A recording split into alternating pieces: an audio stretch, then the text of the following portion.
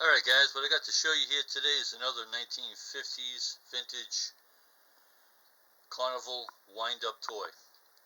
This is Loop-a-Loop. Okay, you guys familiar with carnivals and fairs, you know what a Loop-a-Loop is. It's a pretty scary ride. Probably after the roller coaster, it's the most scariest ride. So, I'm going to show you the graphics first on this tin toy. Beautiful Ferris wheel, people waiting for the tickets, kids playing. In the far distance you see a roller coaster and the tent, and just beautiful. It's exactly the same on the other side, and it's in really good shape. No damage, no rust at all. Alright, the center of attraction, the track, is the Loop-a-Loop. Okay, before I show you that, let me show you the bottom. First off, the directions are actually printed.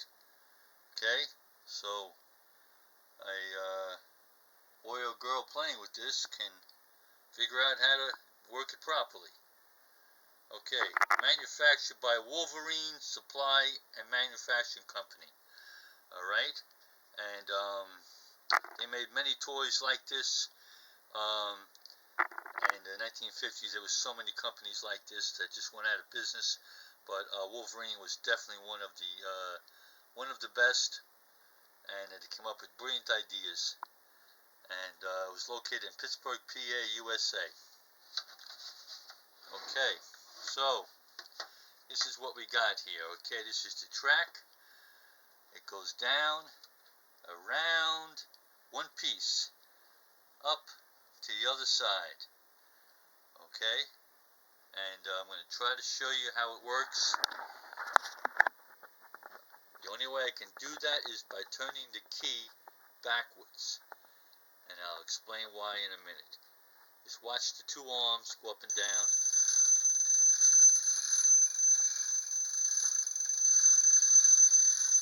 Car starts on one end, goes down to the other end, and then it's lifted up and it goes back to where it came from. Okay, so what's the problem? Well, this is the main problem right here. The main spring is broken. There's the cross piece that goes in and locks it. Now this spring has broken once before.